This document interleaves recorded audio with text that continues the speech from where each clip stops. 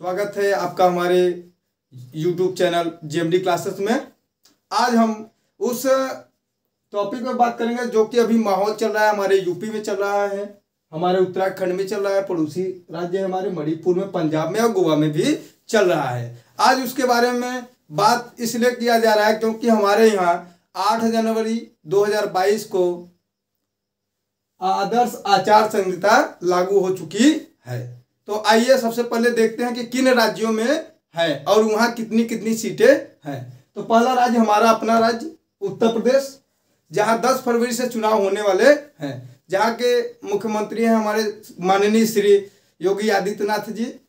तो उत्तर प्रदेश में सीटें हैं 403 सीटें हैं उत्तर प्रदेश में, और वहाँ बहुमत पाने के लिए आपको 202 सीटें की आवश्यकता पड़ेगी। मतलब कहा जाए ओवरऑल अगर 202 सीट जो भी पार्टी पाएगी वो अपनी सरकार बना सकती है। नहीं पाने की दशा में गठबंधन भी कर सकती है, कोई दिक्कत नहीं है।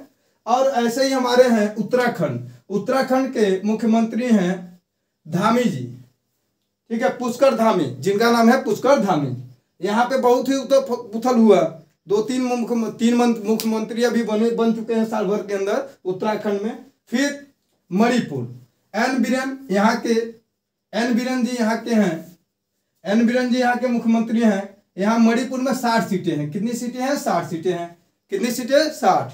और यहाँ बहुमत पाने के लिए 31 सीटों की आवश्यकता पड़ेगी। अब पंजाब में है 117, यहाँ के हैं चरणजीत चन्नी। यहाँ के मुख्यमंत्री कौन है भैया? चरणजीत चन्नी।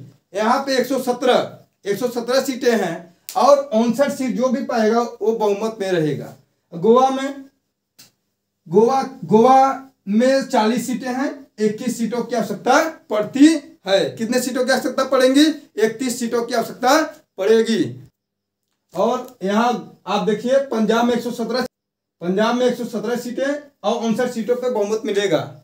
और गोवा में 40 सीटें हैं, जहां 21 सीट जो पा जाएगा उसकी बहुमत होगी, वो उसकी पार्टी का मुख्यमंत्री बनेगा।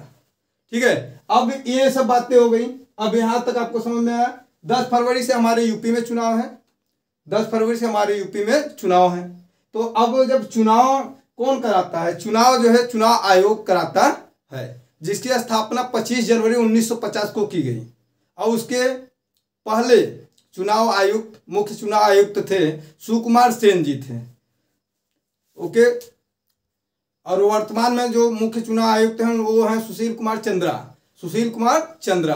तो अभी हमने आपको बताया कि 8 जनवरी 2022 को आचार संहिता लागू हो चुकी है।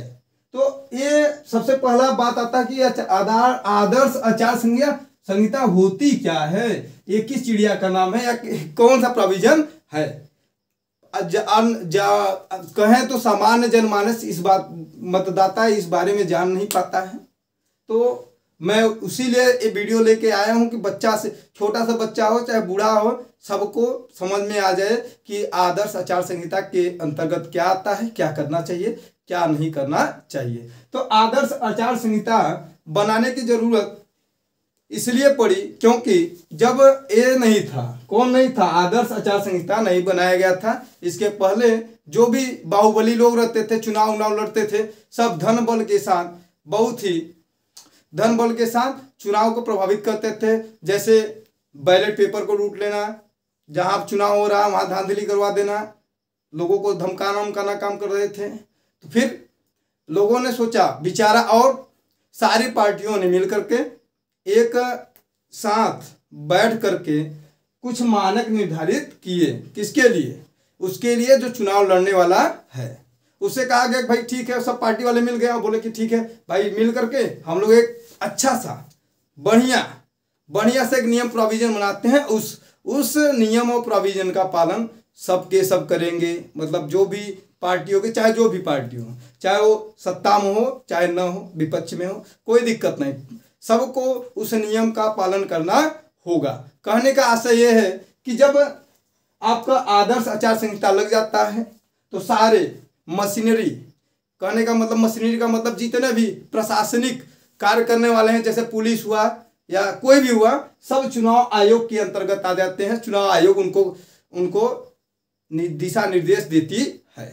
कहने का मतलब अगर जब चुनाव आदर्श आचार संहिता लग जाती है तो कोई भी हो, चाहे कोई भी नेता हो, जो भी मानक बने हुए हैं आदर्श आचार संहिता के, उसका उल्लंघन नहीं कर सकता है।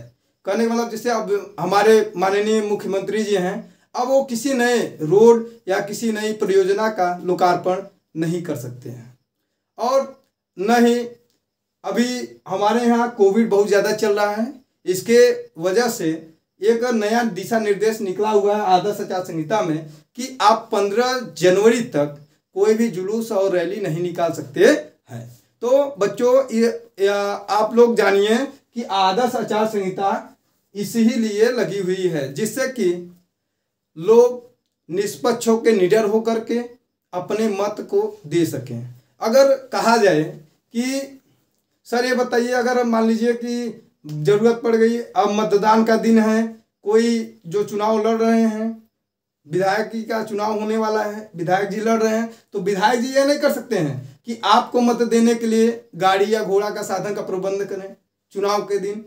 ये आचार संहिता का उल्लंघन होगा। और इस आचार संहिता के लागू हो जाने के बाद आप किसी भी व्यक्ति के व्यक्तिगत जीवन में दखल नहीं दे सकते हैं, न उसके बारे में कुछ कह सकते हैं। अगर आप ऐसा कुछ करते हैं तो चुनाव आयोग उस पर क्या करेगा, अपना निर्णय देगा, उसको दंडित करेगा अपने हिसाब से, और यहाँ तक कि उसकी पात्रता, लड़ने की जो पात्रता है उसको भी निरस्त कर सकती है। ठीक है। इसके अंतर्गत ये भी हो सकता है, अगर विधायक जी को अगर आदेश हुआ है कि आपको जो है 10 गाड़ी ही लेके चलनी है, तो विधायक जी 11वीं गाड़ी लेके नहीं जा सकते हैं। अगर वो लेके जाते हैं, अगर दरोगा कोई कांस्टेबल है वो पकड़ लिया, तो विधायक जी को सीधे कहेगा, विधायक जी आपको 10 गाड़ी कहा गया था, या जितने वाहन कहे गए उतने ही वाहन लेके वो चलेंगे। चुनाव आयोग जितना गाइडलाइन दिया रहेगा उतना ही। और रैली या जुलूस निकालते समय उनको सबसे पहले चुनाव आयोग को सूचना देना पड़ेगा, फिर निकटतम थाने में जाकर के वहाँ से परमिशन लेना होगा, तभी वो जुलूस या रैली निकाल सकते हैं। तो ये जो हमारा आदर्श आचार संहिता जो लागू हुआ है इसलिए बनाया गया जिससे कि चुनाव को कोई भी बाहुबली या कोई भी हो, कोई प्रभावित न कर सके। ठीक है। अब आज हमको ये लगता है कि आज आपको समझ में आया होगा आचार संहिता क्या होती है। ठीक है। आचार संहिता इसलिए लगाया गया है कि जिससे कि आप जो है निष्पक्ष होकर के, निडर होकर के जा करके अपने वोटों को दीजिए, और भारी से भारी मत दीजिए, जिससे कि हमारे वोटिंग परसेंटेज बढ़े। हाँ, 50-60 पहुँचते सब डम हो जाते हैं कहीं का भी चुनाव हो, तो ऐसा नहीं करना। ये हमारा अधिकार है, इस अधिकार को जानिए और चुनाव के समय जाकर के अपने मत को दीजिए। किसी भी जात, धर्म या मजहब के नाम पे वोटिंग न करिए। एक जो है कहते हैं ना, एक विचार होनी चाहिए। अगर आपका विचार उनसे मिलता है, वो किसी भी जाति या धर्म के हो, उससे आपसे कोई लेना देना नहीं है। आपको क्या करना है, जाकर के वोटिंग करनी है। ठीक है। तो आचार संहिता लागू, आदर्श आचार संहिता लागू हो चुकी है, तो आप कोई ऐसा काम मत करिएगा कि रैली वैली निकाल लिया जाए, ऐसा कुछ न करिएगा। बैनर पोस्टर भी मत लगवाइएगा। मतलब इस समय अगर सरकार चाहेगी भी तो किसी एक सड़क, कहिए एक परियोजना का भी शिलान्यास, लोकार्पण नहीं कर सकती है कि सड़क बना हुआ है, सड़क बनवा दे। इस समय मतलब ये सब पूरा इस समय कंट्रोल, पूरे जो भी 5 राज्य हैं यहाँ सब पे कंट्रोल चुनाव आयोग का है। ठीक है। मुझे आई होप आपको ये वीडियो अच्छा लगा होगा। जय हिंद।